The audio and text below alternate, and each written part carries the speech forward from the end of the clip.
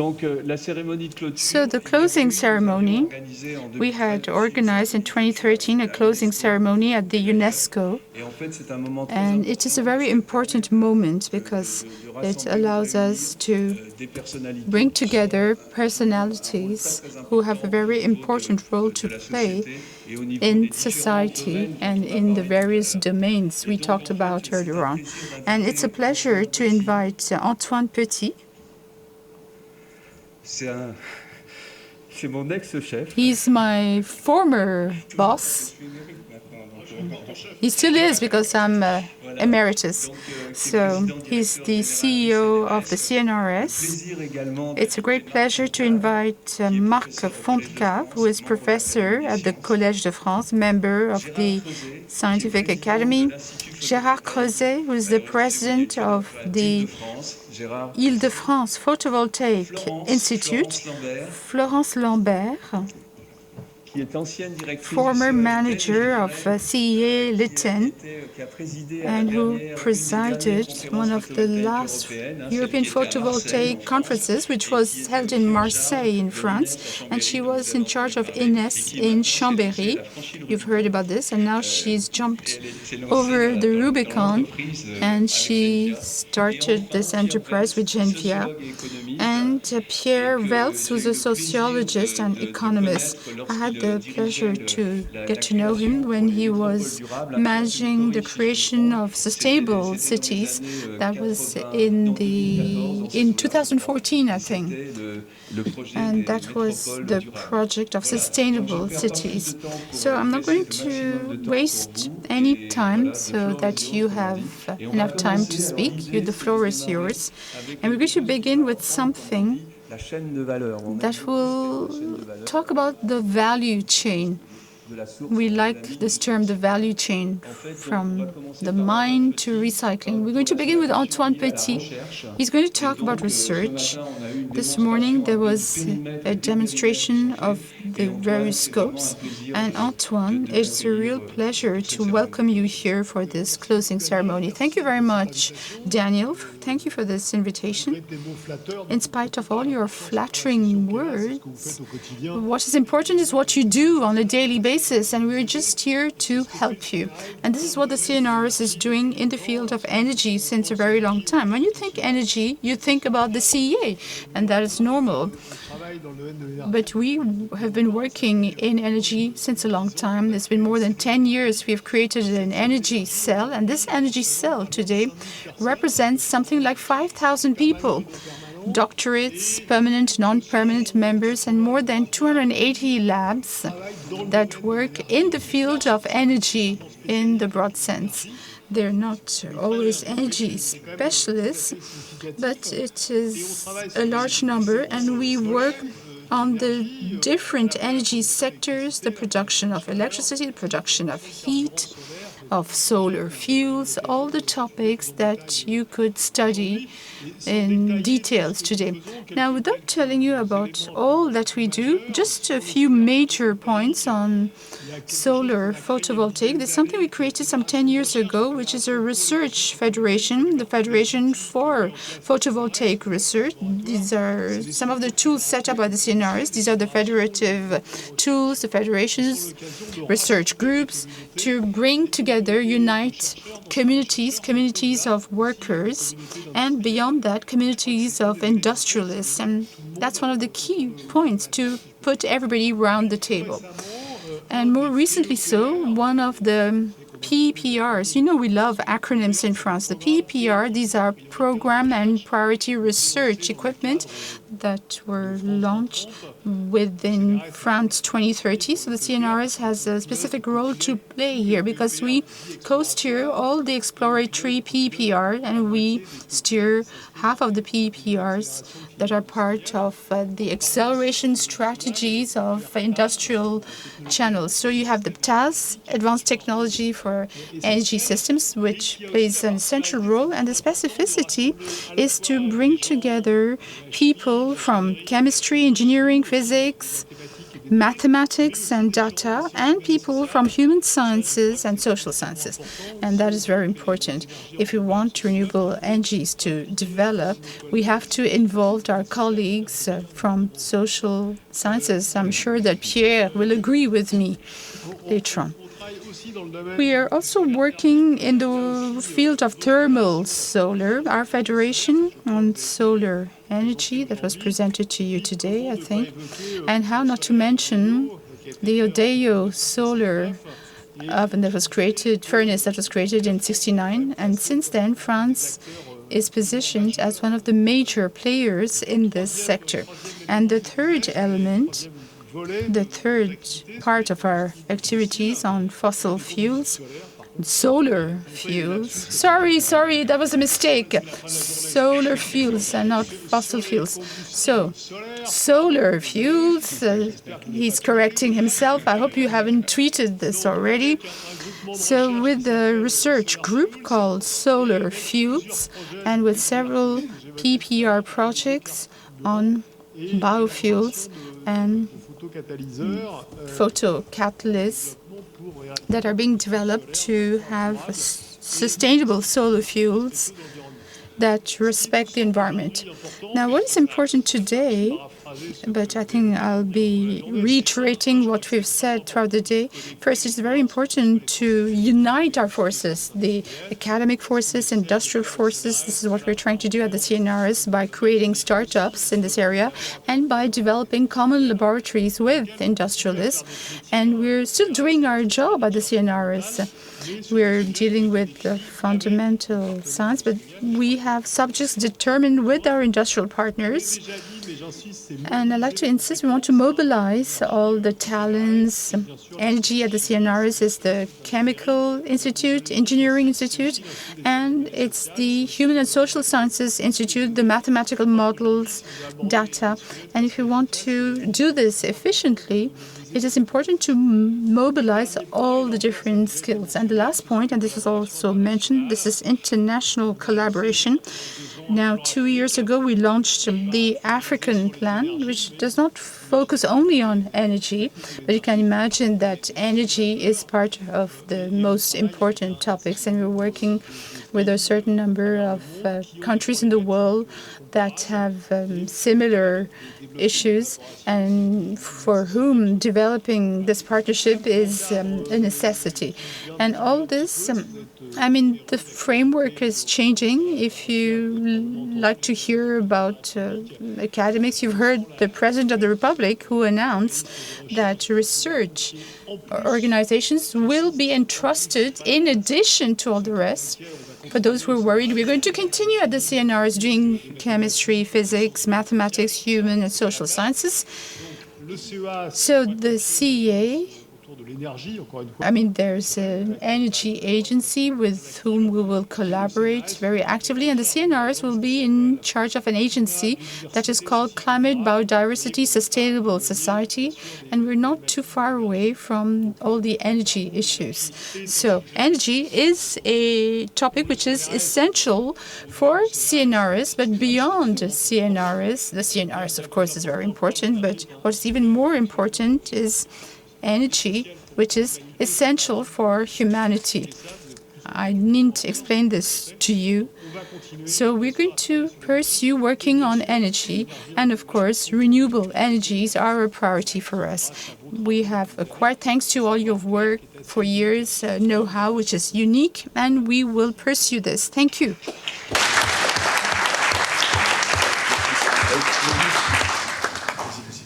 La suivante, c'est pas ça. Ah. Le tien est intégré. Non, ça, c'est pas moi.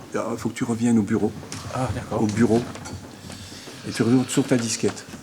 Voilà, je fais la disquette. Et sur la disquette, il faut que tu prennes celle-là, Marc FONTECAVE. Voilà. C'est bon. Ouais, voilà. Excusez-moi, je viens ici juste pour éviter un torticolis. Sorry, I'm coming here to avoid spraining my neck, and I'll be able to see the slides. Now, actually, it's going to be an illustration of what Antoine said, because he talked about solar fuels, and our lab is part of that project.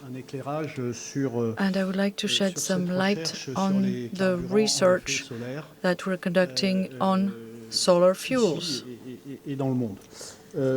Oui, alors on est convaincu, c'est tout un tas de données ici de courbes qui montrent que of course, you have all these curves which show that, as Daniel said, the sun is an unlimited source of energy, so we have to use it. We have to exploit it. It's probably the energy source that is going to increase the most during the next few years. You see, it's already been the case between 2016 and 2021. It's the photovoltaics that is increasing the most. All countries have accelerated in the installation of photovoltaic capacity. And when you look at the investment, you see it's billions of dollars. There are two major areas where all the investment focuses. Of course, it's never sufficient, but it's electric mobility, that's green, and renewables in yellow. And so PV, of course, is part of that. I'd like to talk about something which is a little bit more anecdotal for the moment, but still really important, which is that not everything is going to become electric, as some say. You know, it's not going to happen. And electricity is actually not our #1 problem, because it's 17% at the global level. France is a highly electrified country. And we have 25%. That's a record high on the planet. And you see that this is the RTE scenario for 2050. You know, it's the scenario of reference, really.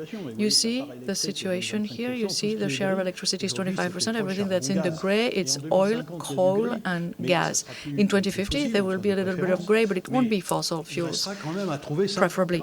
We'll have to find 500 terawatt-hours that will not be electric. So what are we going to do? How are we going to do that without the fossil fuels? You can cross out oil, gas, and coal, so then there are not so many possibilities. We talked about biomass and waste, but will we get 500 terawatt-hours out of biomass? Well, we're not sure. Besides, at the beginning of 2024, you can go and visit the Science Academy website.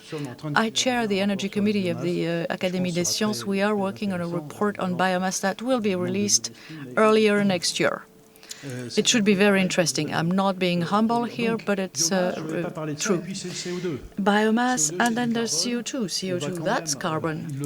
So we have to continue to capture as much of it as possible, because, of course, we need to work on carbon capture and sequestration. Now, CO2, it's this key molecule in the cycle of life. Between the photosynthesis and the respiration, a lot of research has been conducted on this wonderful phenomenon. You know, photosynthetic microorganisms do this in order to convert light, solar energy, into chemical energy. That's the biomass that is created by photosynthesis, and it is so useful to us, and it will be even more useful to us in the future. And so, of course, this balance is disturbed by this, and, you know, we're using this approach in our lab. It's an approach which is studied everywhere in the countries. It's a so-called artificial photosynthesis, by which we dream a system in which we inject CO2 and water and light, and then you've got a whole set of useful organic molecules that come out, like fuels for the future, for example, because we will need fuels, and you can also make medications and polymers and that type of things. One of the solutions that we're looking at the Collège de France is the combination of CO2 capture and ce qu'on appelle un électrolyseur. This process, which is the fact of injecting CO2 into an electrolyzer, coupled with the photovoltaic panels, in order to produce, or to generate rather, the transformation donc solaire dépendante dans ce that is système, energy dependent, that is solar dependent in that system, to turn the CO2 into a whole set of molecules that I just told you about, which will be used in plastic, fuels, medications. You know, medications will be carbon. Even hydroxychloroquine is carbon. So even if you're not using fossil fuels. This is an example of things that we're working on. It's one of the most elaborate systems as of today. It was published in the Académie, in the National Academy of Science in the US. You know, you've got this copper device with electrolyzers connected to solar panels, perovskite in that case, and they managed to convert CO2 into ethylene with a very good yield. Why ethylene? Well, why not? You had to work on a certain number of examples. Ethylene is the molecule that is produced the most broadly in chemical industry, 200 million tons per year. It uses a lot of energy, it produces a lot of CO2. So if we could produce ethylene with water and sun and an electrolyzer, of course, that would be wonderful. And it's important because it's used in so many polymers. Polyethylene, for one. And I want to finish with this one. Please read this book by Primo Levi, The Periodic System. Each chapter has the name of one element of Mendeleev's classification. The last chapter is called carbon. And Primo Levi describes very poetically the photosynthesis. I'm not going to read this out, but please read it. And at the end, he says that CO2 is not just this awful molecule that we have to get rid of, but of course it's indispensable for life. And when he wrote this, we didn't have climate change problems. He says, when we learn to do the same, we will solve the problem of hunger in the world. He was talking about photosynthesis. That was artificial photosynthesis. So my quotation here is when we learn to do the same, which is artificial photosynthesis, we will solve a lot of problems, including the storage of renewable energy. Thank you.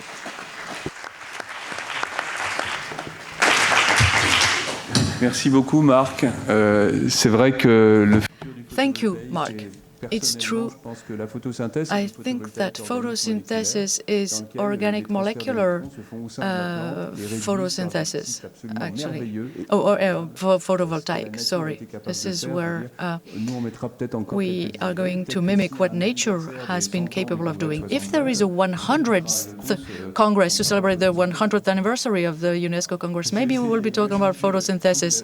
I will I have to find the eternal life molecule before I can attend that Congress. But anyway, we are now going to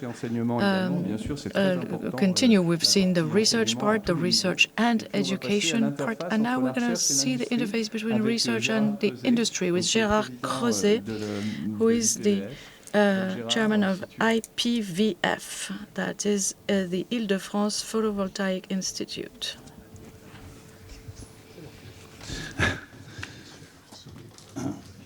Oui, moi je vais vous parler de l'IPVF. Yes, I'm going to tell you about IPVF, which has been mentioned already on several occasions today. We are one of the sponsors of this conference. It's an institute for energy transition. Je me suis engagé pour m'occuper pour être président de l'IPVF.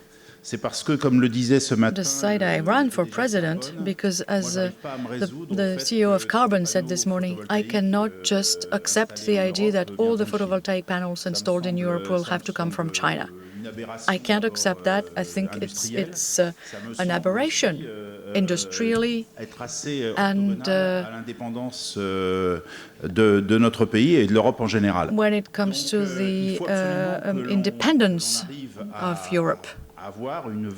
So we need to have a truly competitive PV industry in Europe. We have the right conditions for that. We have a market that is booming, as we've seen 10 times during the day, so I don't need to go deeper into that aspect of things. And we also have technological breakthroughs which are coming. And so these are highly favorable conditions for us to reconstruct an industry.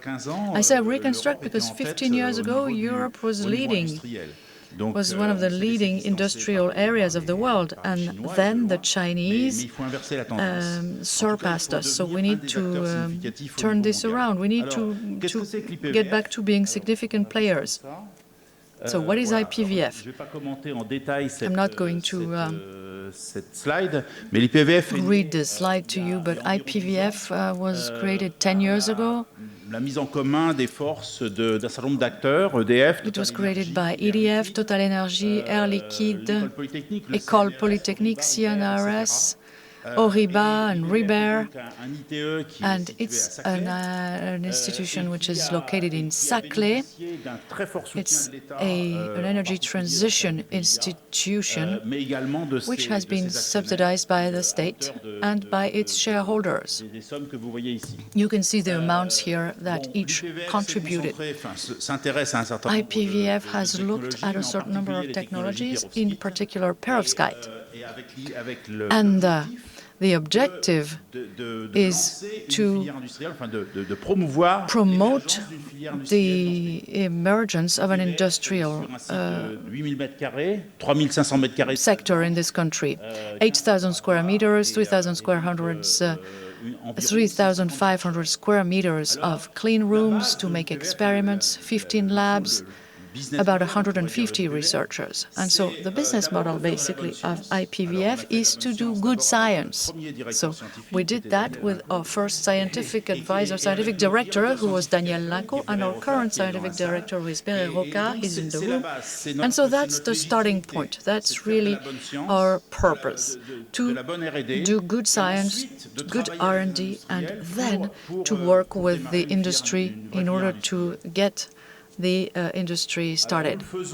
Now, we are currently working on a project with Voltec Solar, who could have been involved in the second roundtable, but of course we couldn't have everybody around the table. Voltec Solar are located in the east of France, in Alsace, and we are going to be supported by the state, and we are going to launch an industrialization project for perovskite on silicon modules, with the major ambition of starting with one pilot production line in IPVF, and then we would transfer the knowledge, and we would eventually have a gigafactory in the east of France. I'm not going to go into the details of this project, but I want to tell you that it's about bringing together a silicium panel and a perovskite module. So that would be a tandem thing, and the idea would be to reach 30% yield. All this would be done in the framework of a project that is supported and sponsored by the state. IPVF would actually design this pilot manufacturing line to then test it industrially and to then transfer it to another company, which is for the moment called France PV Industry, but that's a code name. That will be a joint venture with Voltec Solar, with the first step at 200 megawatts in 2025, 1 gig in 2027, and 5 gigawatts in 2029. And in order to do that, of course, there are a certain number of challenges that we need to overcome.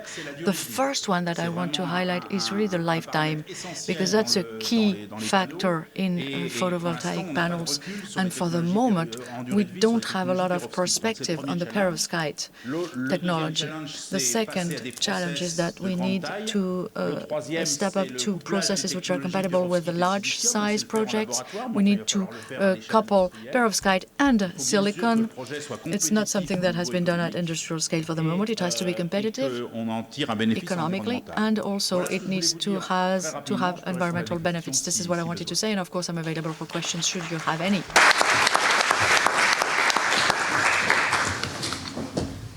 Merci beaucoup, Gérard. Et Thank you very much, Gérard. Of course, I remember the name of that project, which was called Institut d'Excellence, the clusters of excellence, basically institutes. It was created by President Sarkozy, and it was continued. And we see something really interesting. In one of this morning session, we talked about continuity. Continuity, of course, it's also true for Saclay. It's true for a lot of projects. You know, we are always afraid when we get political support, because at some point it usually stops. And luckily, we've had that continuity between governments, and this is really something that I want to underline because it's really important. And now we see that this baby is growing, and there is also other entities that were created, and that's really good because we can accelerate the merger between fundamental research and industrial development. And now a great example of that is going to be presented by Florence Lambert. I knew you when you were at LITEN, working on new technologies, and then also photovoltaic projects with Ines, and Florence actually now is involved in the next step, which is hydrogen production. And also, as Marc said, we said that doing chemistry with electricity is really important. So Florence, over to you, my dear. Thank you, Daniel. Good afternoon to all of you. I'm very pleased, very moved also, because just like Iris, it's like I'm going back to my family here, my professional family. Daniel, you asked me, which is maybe not so usual for a closing session, to talk about my path, my career path for the young people who are listening to us. So, you know, I'm here in Collège de France, in the Académie of Technology, and I'm also embarked on this adventure. So I think it's really important to mention that I had a shock when I visited a hydropower plant in La Bâtie, because at the time I was very curious and I understood that energy was extraordinary, that my thirst of knowledge was going to be quenched, because we produce electrons, we also work on complex systems, and this La Bâtie hydropower plant actually brought life to those villages in the mountains, in the Tarentaise Valley. And so as soon as I was an engineer, I looked at the PhD that was available. It was sponsored by ADEME when Jean-Louis was chairing the ADEME, and then I went to the GENEC in Cadarache to work on rural electrification. And it was about rural electrification in Morocco. And we started off from a system where people would come and charge their batteries on a very centralized generator, and then this electrification would be dispatched from one village to the next. And I was able to realize that this also had a very positive impact on the work of women, because they didn't have to carry batteries along during the day. And this is really what led me through my research career. And then Ines was created.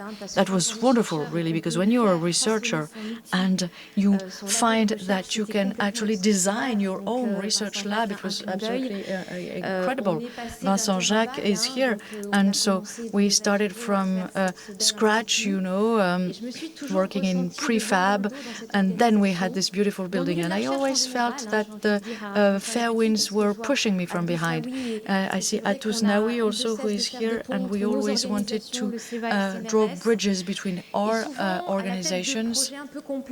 And we sometimes were working on complex or maybe even impossible projects. You know, you have Energy Observer, which you can see here on the screen. It's a boat which actually enables us to understand that there will not be one single solution, but several solutions, a whole array of solutions. The idea was to start from an empty shell, or an empty hull, rather, with the skipper there, and to make this a sailing lab with battery storage, photovoltaic panels, and also hydrogen to extend the autonomy of the boat. And what I like about this project is that it was, of course, a lab that was sailing on the seas in order to demonstrate the technologies, and also it gives a good image of energy transition, because, you know, sometimes we say, what is it that we have to cut? What is it that we have to stop?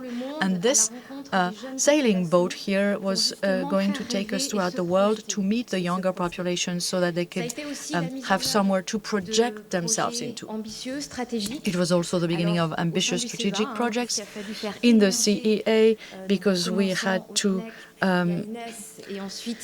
get those ideas to emerge at GENEC and at CEA. We had to work on renewable energy. Sometimes we had to defend these ideas, and it was also the implementation of the hydrogen strategy that we did with ADEME and DGEC. So yes, I crossed the Rubicon because I dreamt about the industry. I took a technology, and with some shareholders, we created GENVIA in March 2021. It was a very inordinary and atypical configuration, because you have the lab, you have also the possibility to make this go industrial. We also want to work on the job market, because we are based in Béziers, in a historical factory that is more than 100 years old, that used to manufacture tractors and parts of the Fouga Magister planes, and now they are assembling blowout preventers, and now they are assembling electrolyzers. So you see that it's also to testify about the industrial resilience and to show you what we can do on the basis of traditional industries. We have other minority shareholders, such as the regional council, and that's really important because it has to be deeply rooted in the territories, and also Vinci et Vicat. So the idea of GENVIA is that we start with this high-temperature electrolyzers, you know, pretty simple. Rather than electrolyzing liquid water, we go up to 700 degrees C in order to use less energy, which means that we have a better yield. And better yield means plus 15% immediately, or plus 30% if we can plug into a different source of heat. So the first market is for us decarbonation of industry. I'm sure that hydrogen will play a great role in energy transition, but I'm not one of those who will say that hydrogen will solve everything. And hydrogen will be totally necessary if we want to go low carbon. It replacing hydrogen in the processes, and then replacing methane in some furnaces. We can also do oxycombustion, and also we can use the ultimate CO2 molecule and plug the hydrogen molecule into it, and to make fuel actually from that process. So we are moving very, very fast. I think that acceleration is our keyword. We launched our first proof of concept very recently, and we will be working with ArcelorMittal in 2025 to work on our first system. All this is wonderful, but there is something else I want to say, which is the continuity. Because it's wonderful, you know, this morning Carbone also told us about their factory. It's great to see factories reopening in France and in Europe, but we have to be convinced that we cannot just win on mass production and cost. We need to make sure that innovation receives permanent support in order to keep our technologies and in order to always be ahead of the others. This is how we can win over China, so that the industrial companies would actually work together with research in order to make sure that we stay ahead of the curve. And the second thing is the role of citizens. I think that today young people are not really attracted by the industrial sector. So this is why with other companies in Béziers, we created an ecosystem which is called Eden, in order to make the link between the industry, the authorities of Béziers, and young people. You know, we're working on interfaces. We try to go and meet people, young people, you see, to make sure that what happened to me will happen to other people. When I visited the hydropower plant, we take young people from underprivileged areas and we bring them to visit our facilities, and also we want to work with the educational system, because there are a lot of things that industrial companies can do, but a lot of things that are not in their hands. And so we want to create this continuity with local authorities and citizens and education, and this is the only way to win in the long term. One example, we work with the educational authorities, and we have created 3 classrooms actually in Béziers, and we go all the way to the bachelor's degree actually to train young people, and this creates a new dynamic. And I really think that all industrial players should do that. We were the winners of France 2030. We won 200 million euros, which is a lot of money, but it also forces us to behave responsibly and to no longer just be an industrial company, but to go and meet citizens and to make sure that we would make up good, sustainable industry. Thank you. Thank you very much.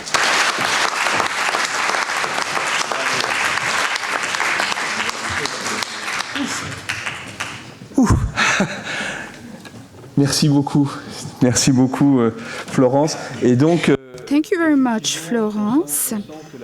And the industrial aspect, everything blends, is blending. That's the symbol of the day. We have to all get onto the boat together. And there's a whole section on sociology, economy, and it's a great pleasure to welcome Pierre, who's going to talk about another sphere. Je peux me passer des slides. Daniel m'a dit qu'il fallait des slides. Alors. Daniel told me that I should show slides, but I can do without the slides. We have the slides.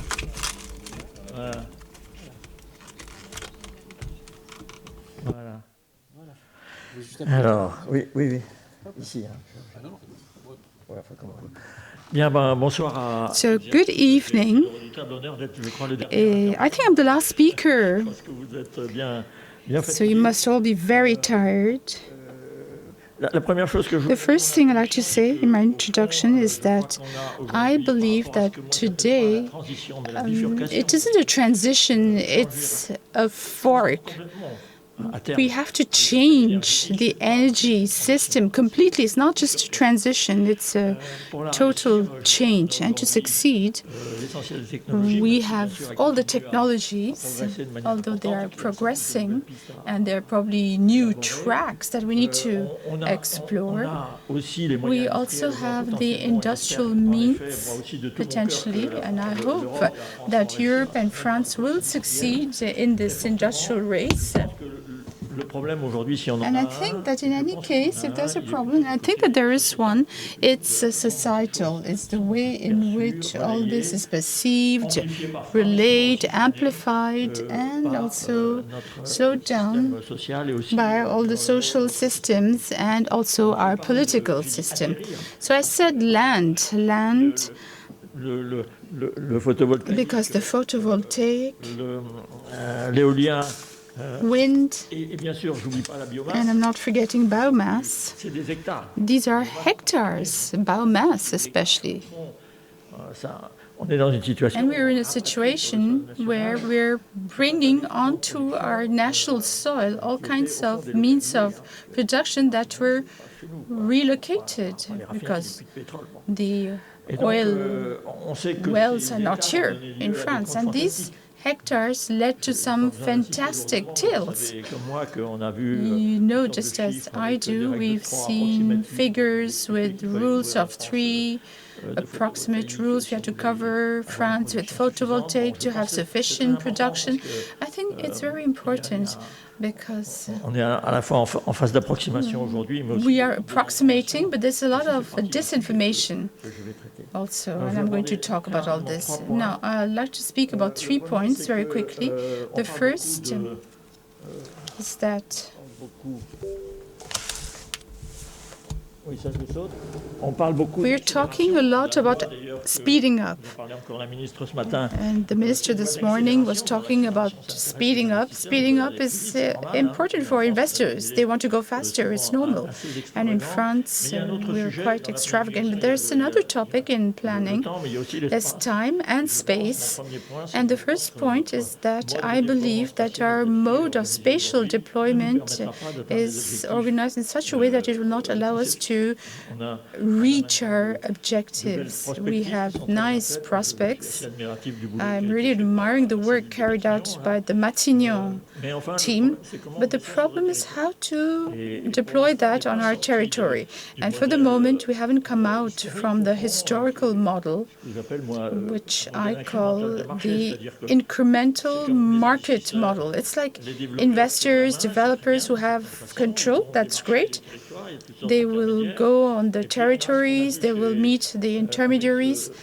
And what we've seen with this mayor, Mr. Palace, he was telling us what is happening. It just comes into the village, and in his case, he took over. But in most of the situations, in most of the cases, they cannot set up mixed economy societies as he managed to do. So it reaches the territories in a random way with the lowest resistance line local authorities, and then we have a model that is not rational because it might not produce a rational result in terms of balance between the various regions.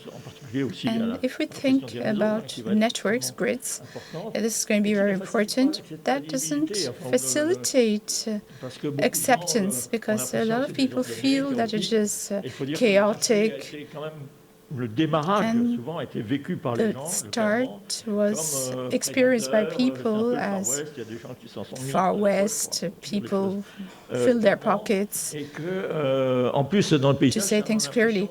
And in this landscape, we feel that we have thrown in wind farms in a random way. So from my point of view, it is very important to come out of this. We have to go from random local projects to a major national project. So this word, planning, is very fashionable. And I think that we have to reach a balance. We're doing a lot of bottom-up. We're top-down for the major frameworks, but we have to find another balance. The regions, communities, should be part of this planning. It should be more structured. So this is an example of what is happening on the field. I do not know if you know this territory. I often go there on foot, between the Ventoux and the Montagne de Lure. There are all kinds of projects, so you might say it's wonderful, but these are small projects. The developers, who are major companies, went to see and meet the mayors. These are small cities. This is photovoltaic on the ground. We'll have photovoltaic farms everywhere in the nature, scattered, and especially in places which are particularly beautiful, like the Lure Mountain. And you're going to hear about this because a lot of people are against this type of thing. Whereas in other sectors, there are other places where we can develop. We talked about motorways, along the motorways, etc. And when we look at the whole French territory, the wind farms, and the color code is not very good here because the black is the sum. There are some 800 mass, and then we go down to 300, 400, 200 mass.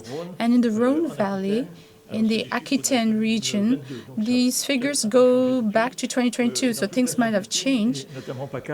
And in the PACA, where there's a little bit of wind and sunshine, there isn't a single wind mast. So you can imagine what this means for NEDS or RTE, for the grid. It is far from optimal. So that was my first point. The second point is that what is missing fundamentally is a narration, Et un récit positif. a positive narration, but a narration. La planification, c'est pas des tableaux Excel, Planning, c'est pas- it isn't an Excel c'est une sheet. histoire qu'on raconte. C'est une It's a histoire story that is told, a story that the nation tells itself. When we think about Mais quand même, the major years of planning, there was a narration, underlying narration, explicit or not, which is modernization. And the households, everybody found his interest. Now we have narration in pieces, fragmented narration. We have a narration, but there's a large part of the public that doesn't agree with this narration. Industries, it's horror, we have to come out of industries. And I think that we should be capable of having a good narration that cannot be written just like that. But this narration can be a technical, scientific, industrial mobilization. Very few people are aware of the fact that we are facing crossroads and a major industrial revolution. Here I'm taking the example of electrification. I agree with Marc FONTECAVE. This is not the only path, but to go from 25% to 50% electricity with all the efforts of sobriety and efficacy, this is a major change.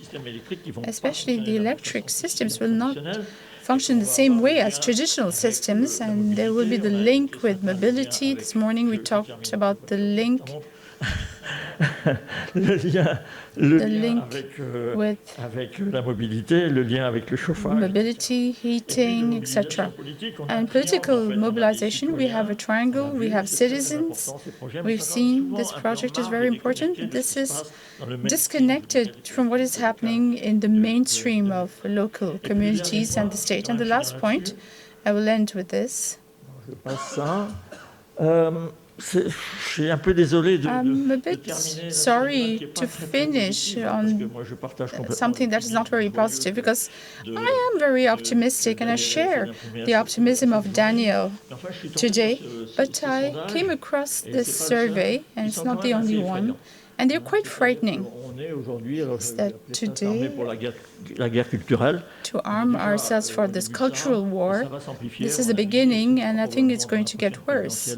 And during the next presidential, this will be an important topic. There is a convergence today between anti-system populism and another form of populism, which is anti-environment, although it is common sense environment or climate realism. So this poll, it's European, it's even global. We saw what's happening in the Netherlands, in the UK. So here you have the reference, how this was done. They carried out an analysis of all the narrations that appear on the complotist networks, the media. They took the keywords and they used it on ordinary population, a sample of population. And the climatologists, I mean, they've done their job well, and there aren't many people who believe in climate change.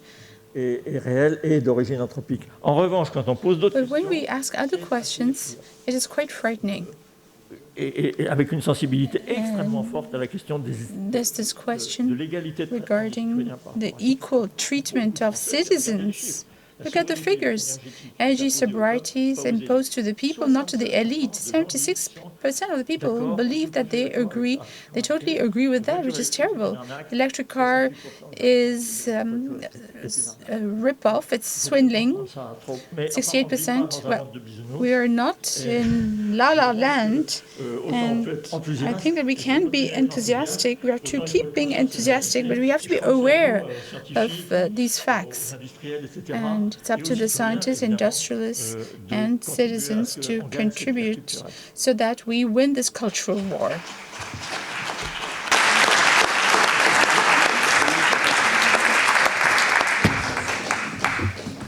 Merci beaucoup. Thank you very much. Une question, on n'a pas beaucoup de temps. Is there a question? We don't have much time. Je suis vraiment très heureux. I'm really very happy when we discussed at the committee how we could organize this closing ceremony to have this sample of visions and approaches. I think it's very complimentary. Although doing things backwards, not always going in the right direction with people who are convinced. We need to convince elsewhere. Maybe one or two questions? Yes, there's a question over there. Le micro, on l'a le micro là? Microphone, please. Merci surtout pour Thank you for the invitation. And I have a question. I'd like to thank for the small gift, I would like to give this gift to you and to the others. A question. Eliminate the 8% of losses in the buildings, 70% of losses in electric cars, and measure the figures and publish them. Thank you. Merci. Thank you.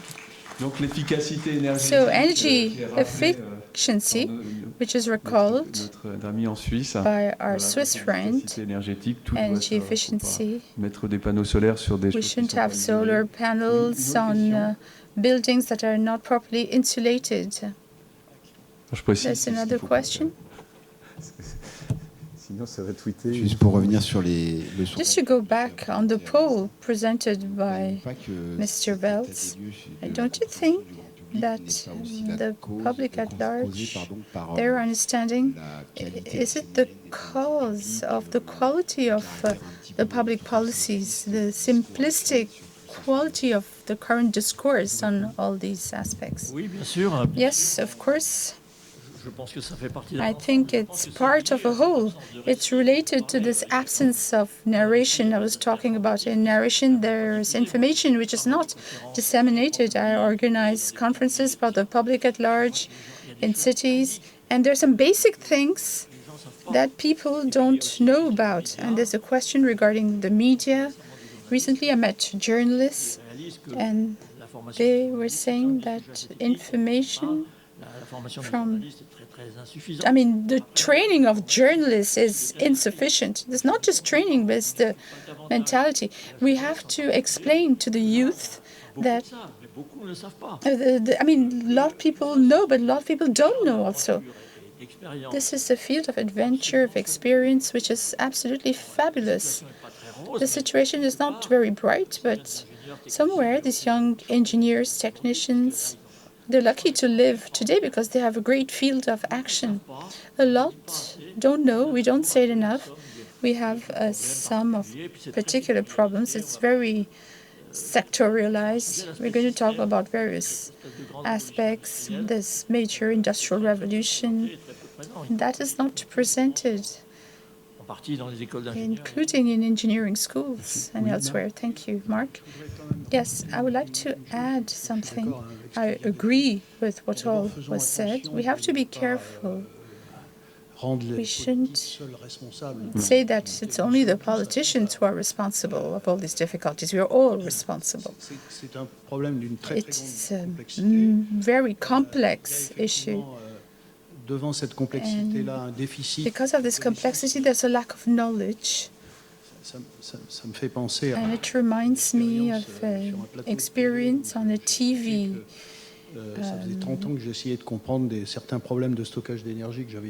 studio. I hadn't understood anything about energy storage, and people were telling me, well, if you haven't understood anything after 30 years, you should stop, because I've understood everything.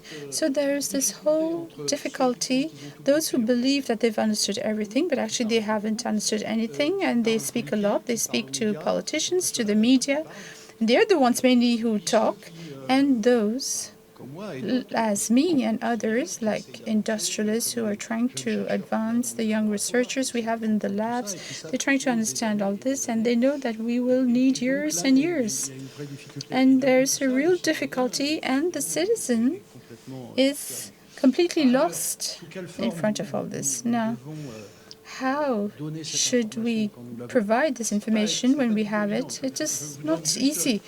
Just to tell you about this, I'm the president of the Collège de France, and a few years ago, 2 or 3 years ago, we worked on a poll with Ipsos on the 1834 year students and people on science.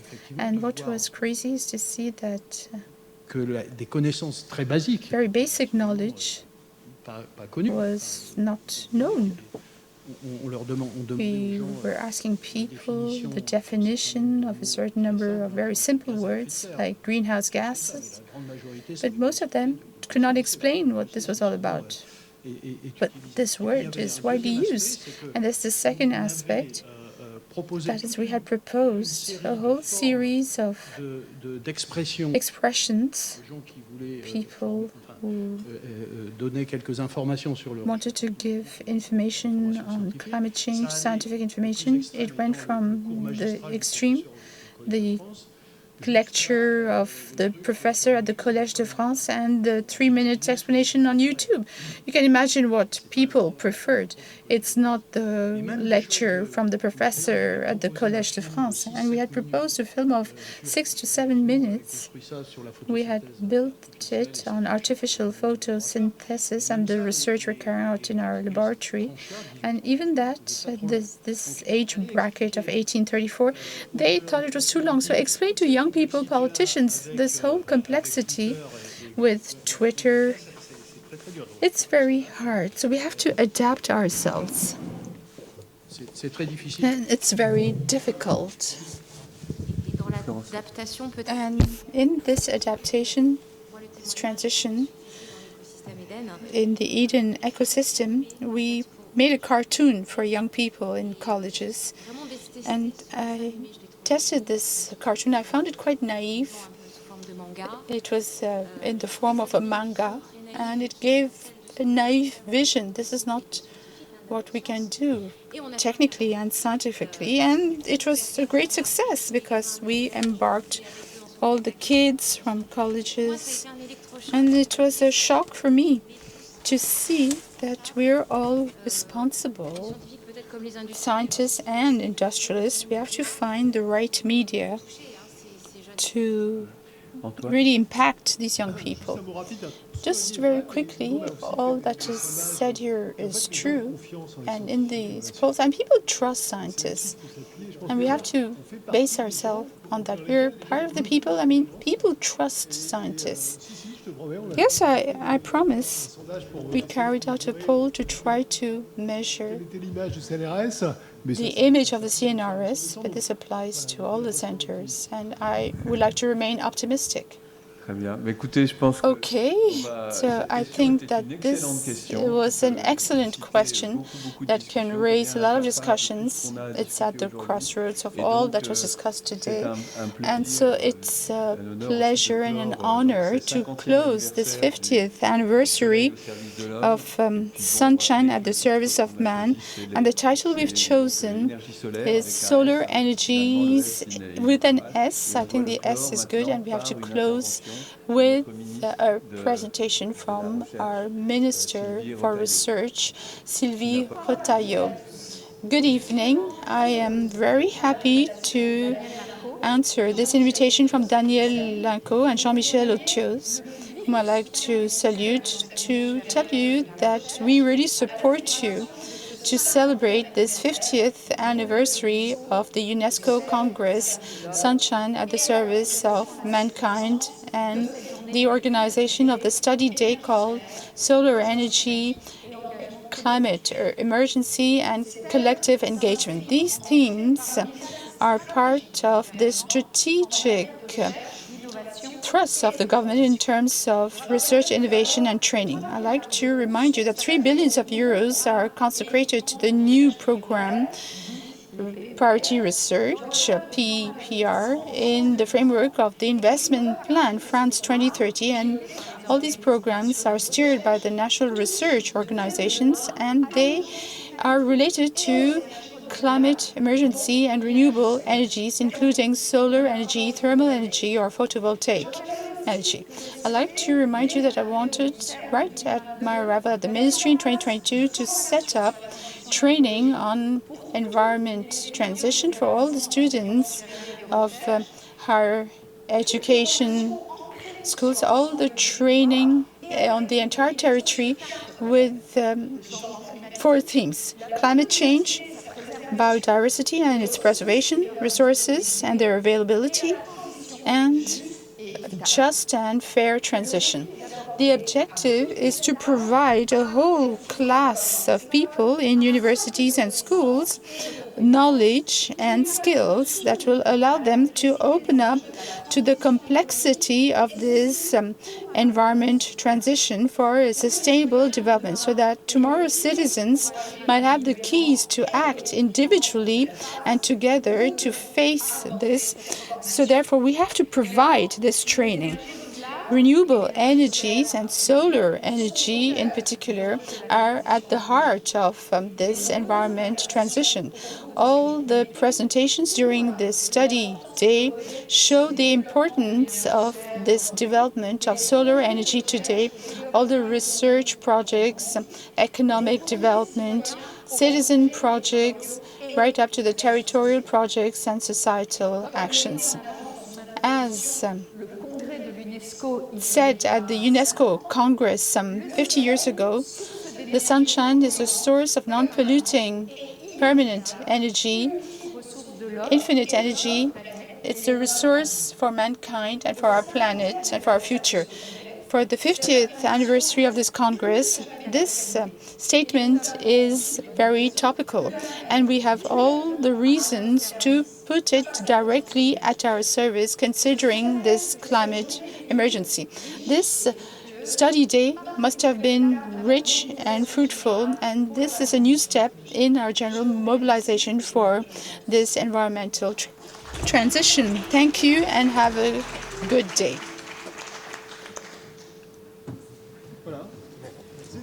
Tout arrive, hein? Thank you. Même la fin. This is the end of this day. Thank you for your attention. And congratulations to Daniel and the whole team. I'd like to thank, it was a huge work for the preparation with the organization committee. And I would like them to come over here for a picture and take a picture with you if you all agree. I don't know if the photographer is still here. Et sinon, donc, c'est aussi l'occasion. And this is the opportunity to thank all the associations, all the organizations that supported us.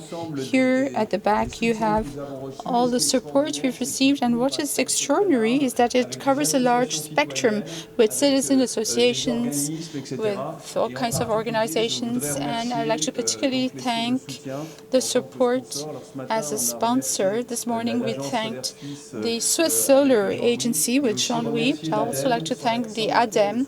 Without their financial support, we wouldn't have been able to organize this meeting. I'd like to also thank the CNRS for its support and the financial support, and IPVF, and all these supports that allowed us to hold on strong. And week after week, I see Patrick, Christian, we have an entire team. Christian, François, Françoise, Jean-Éric, Jean-Paul, Jean-Louis. Et je n'oublie pas. And I'm not forgetting Mohamed, who was extraordinary throughout the day. Thanks to all of you. Thank you.